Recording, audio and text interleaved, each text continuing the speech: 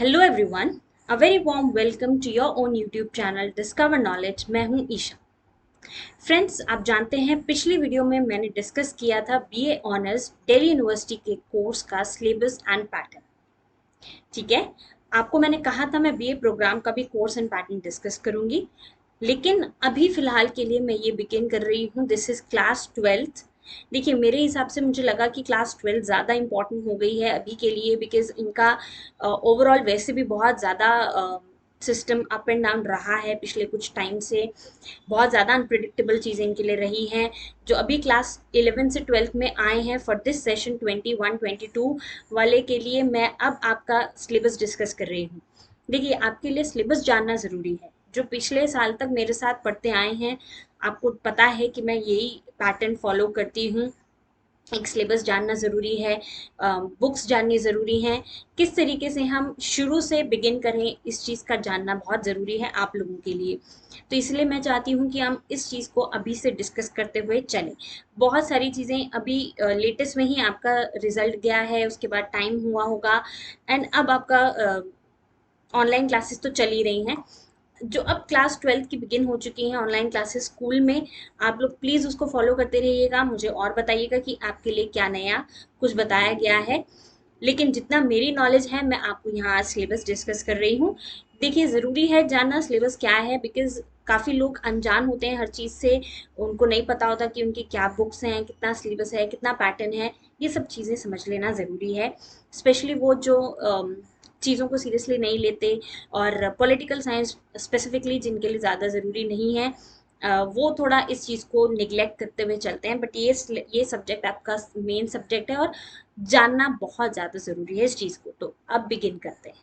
ठीक है, तो हम क्या करेंगे, हम पूरी डिटेल डिस्कशन करेंगे, फोकस करेंगे हर एक पॉइंट पर, और जानेंगे कि आपका सिलेबस, ठीक है, ये सीबीएसई पॉलिटिकल साइंस का जो सिलेबस है आपका 2021 का, इसका पूरा सिलेबस क्या है, कितनी बुक्स हैं, क्या चैप्टर्स हैं, क्या चीज़ें हमें पढ़नी है, क्या प्रोजेक्ट वर्क है, हर एक चीज़ को यहाँ आज हम डिस्कस करेंगे। तो बिगिन करते हैं। चलिए बिगिन करते हैं। पहली चीज़ ये समझ लेना ज़रूरी है आपके लिए कि आपकी दो बुक्स हैं। एक part A which is all about contemporary world politics. Contemporary world politics, इसमें आप वर्ल्ड पॉलिटिक्स से रिलेटेड सारी चीज़ें बिगिन करेंगे, पढ़ेंगे, starting from cold war till globalisation. ठीक है, पहला चैप्टर है इसमें cold war era and non alignment movement. Second, end of bipolarity. Third, new centres of power. Fourth, South Asia and the contemporary world. Fifth, United Nations and its organizations. Sixth, security in contemporary world. Seventh, environment and natural resources. And eighth, globalization. तो कह सकते हैं आपकी एक book में 8 chapters हैं।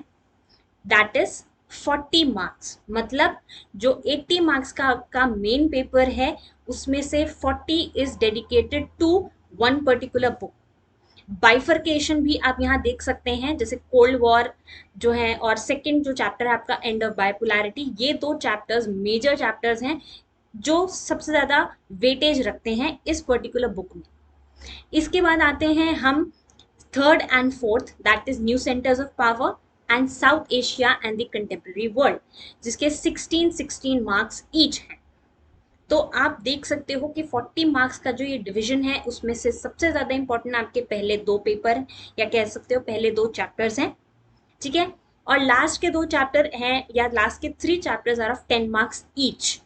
तो कहीं ना कहीं मतलब ज़्यादा डिफरेंस आपको नहीं दिखेगा।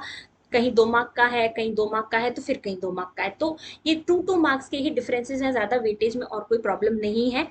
मतलब ज़्यादा डिफरेंस नहीं है, तो मतलब आपको इन शॉर्ट सारे चैप्टर्स पर इक्वल फोकस करना है, बिकॉज बुक 1 कैरीज 40 मार्क्स, मतलब half marks, half mark and half mark. ठीक है, ऐसे डिवाइड करके समझ के चलना है। नेक्स्ट आते हैं, सेकंड बुक है आपकी politics in India since independence. ठीक है, मतलब आपको इंडिया से रिलेटेड सारी चीज़ें पढ़नी है।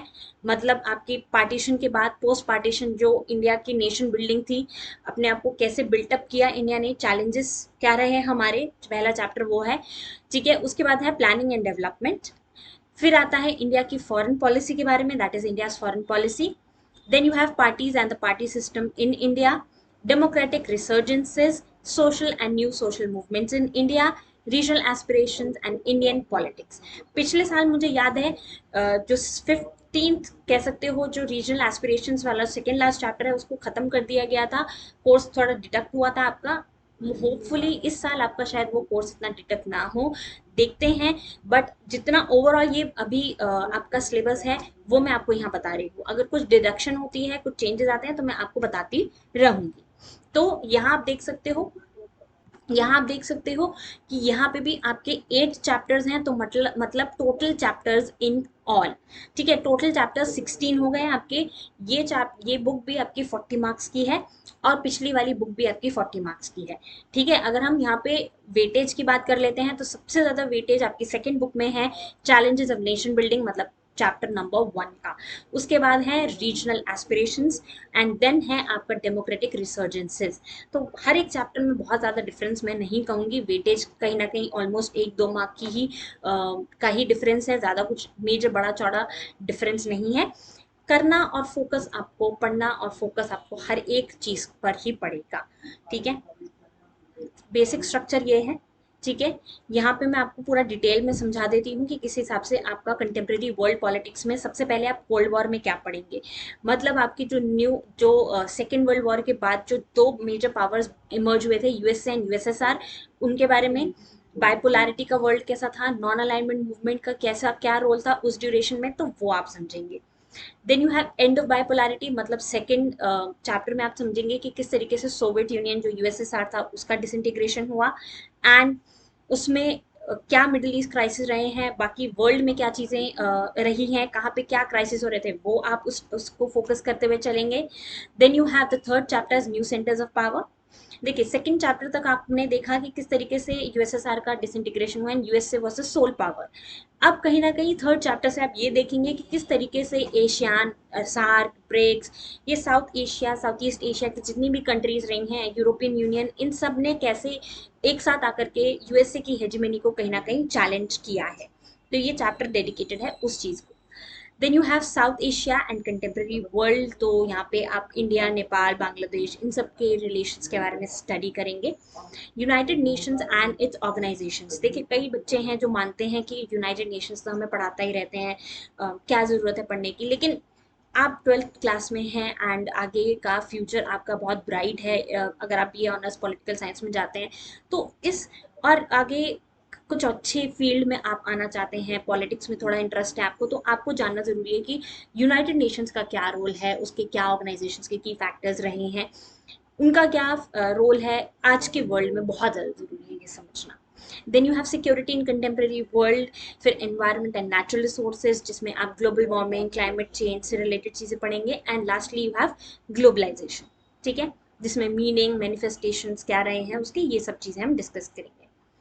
Then you have politics in India since independence, मतलब चैलेंजेस ऑफ नेशन बिल्डिंग, जो सबसे इंपॉर्टेंट चैप्टर है सेकेंड बुक का। ठीक है, इसमें सरदार वल्लभ भाई पटेल का क्या रोल रहा है, इंटीग्रेशन कैसे हुई है प्रिंसली स्टेट्स की इंडिया में, क्या चैलेंजेस फेस किए इंडिया ने उस टाइम पे, रेफ्यूजीज की क्या प्रॉब्लम रही है, पॉलिटिकल कॉन्फ्लिक्ट्स क्या क्या रहे हैं, लैंग्वेज बैरियर्स क्या क्या रहे हैं, ये सब चीज़ें हम यहाँ पे समझेंगे। फिर किस तरीके से इंडिया ने प्लानिंग एंड डेवलपमेंट करी, अपने कह सकते हो 5 ईयर प्लान्स बनाए, 10 ईयर प्लान्स बनाए, 6 ईयर प्लान्स बनाए, जो भी 5 ईयर प्लान उन्होंने किए, किस तरीके से वहाँ तक हम पहुँचे, कैसे डेवलपमेंट्स हुए, फर्स्ट 5 ईयर प्लान में क्या चेंजेस आए, सेकेंड 5 ईयर प्लान में क्या डेवलपमेंट हुई, ये सब चीज़ें हम डिस्कस करेंगे।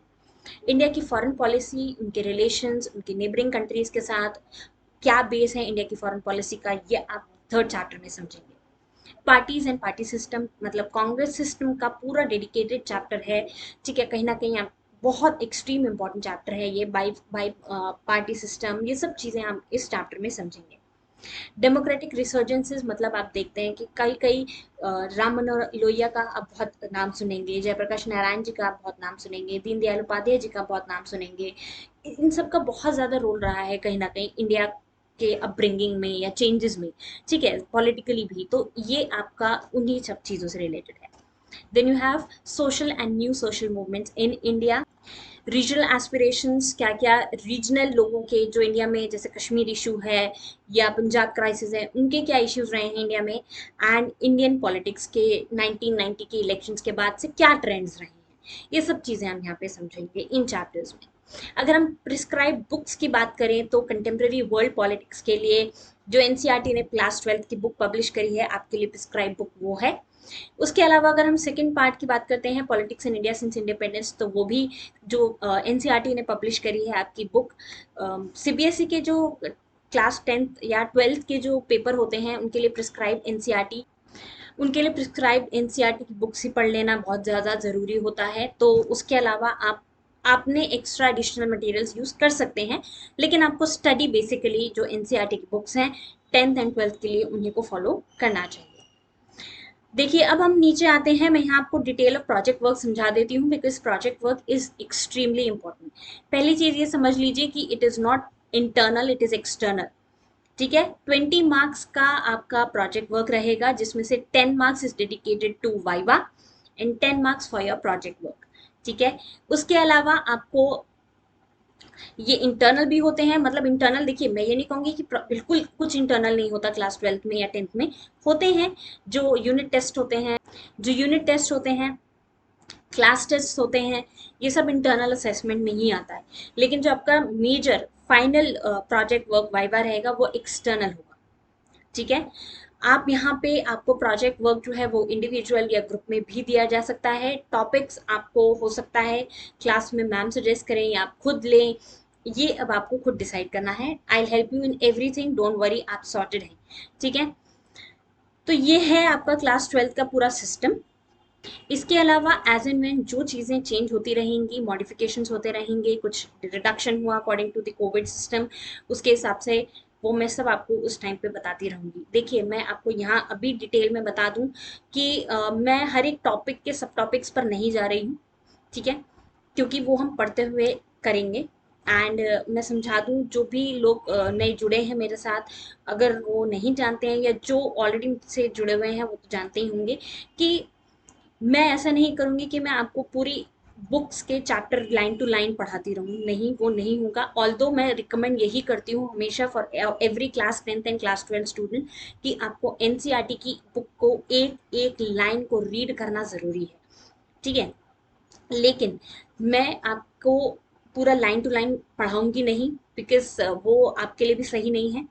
ठीक है, और हमारा क्योंकि इतना टाइम नहीं जाना चाहिए कि हम लाइन टू लाइन चीज़ें डिस्कस करें। ठीक है, मैं आपको पूरा क्रक्स दूंगी, एक एक चैप्टर को लेके चलेंगे, समरी समझाऊंगी। आपको कोर पता होना चाहिए उस चैप्टर का क्या है। अगर कोर ही नहीं पता होगा तो आप उस चैप्टर से रिलेटेड एक्स वाई जेड जो क्वेश्चन है आप नहीं कर पाएंगे। आगा पीछा उसका पता होना चाहिए। तो वो पूरा डिटेल में मैं आपको समझाऊंगी, उसके बाद हम 1 मार्क से रिलेटेड, 2 मार्क से रिलेटेड क्वेश्चंस को कवर करते हुए चलेंगे। ठीक है, सो यू आर सॉर्टेड। जहाँ आपका मैप वर्क आता है चैप्टर में, वो मैप वर्क भी हम डिस्कस करेंगे। पैसेज क्वेश्चंस, हर एक चीज़ को हम कवर करते हुए चलेंगे। Right from the very beginning study करना पढ़ना बहुत ज़्यादा ज़रूरी है, इसलिए आज मैं यहाँ आपके साथ क्लास 12 का ये सिलेबस डिस्कस कर रही हूँ। क्लास 11th आपका सिलेबस मैं यहाँ डिस्कस नहीं कर रही हूँ बिकॉज आपका जो पैटर्न है वो सेम है पिछले साल जैसा, वो चेंज नहीं है। और अगर कुछ एडिशनल कुछ है या मुझे कुछ बताने की ज़रूरत है एक्स्ट्रा, ये कुछ चेंज हुआ है तो मैं डेफिनेटली आपके साथ वो शेयर करूँगी।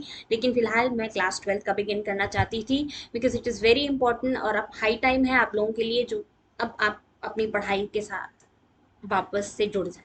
ठीक है, तो आई होप यहाँ तक सिलेबस आपको समझ में आ गया होगा। पैटर्न, बेसिक स्ट्रक्चर कैसा रहा है, क्या क्या पढ़ना है, क्या बुक्स हैं, ये सारी चीज़ें आपने समझ ली। ठीक है, देखिए प्रिस्क्राइब बुक्स में एनसीईआरटी की ही रहती हैं, लेकिन अगर कुछ चेंज है, कुछ एक्स्ट्रा की ज़रूरत है तो वो एक्स्ट्रा क्वेश्चंस भी मैं आपको बताती रहती हूँ, बीच बीच में बताती रहूँगी चैप्टर्स के साथ। उसके अलावा अगर कुछ बताने की ज़रूरत है, कोई इंपॉर्टेंट बुक है जिससे आपको कुछ पर्टिकुलर पढ़ने की ज़रूरत है, वो भी मैं आपको समझा दूँगी। तो you're all sorted, don't worry. I hope यहाँ तक समझ में आ गया होगा आपको। अगर कोई डाउट है, कोई क्वेरी, आप मुझे कमेंट सेक्शन में लिख सकते हैं। Till then stay tuned everyone, do like, share and subscribe to my channel for further updates. Thank you.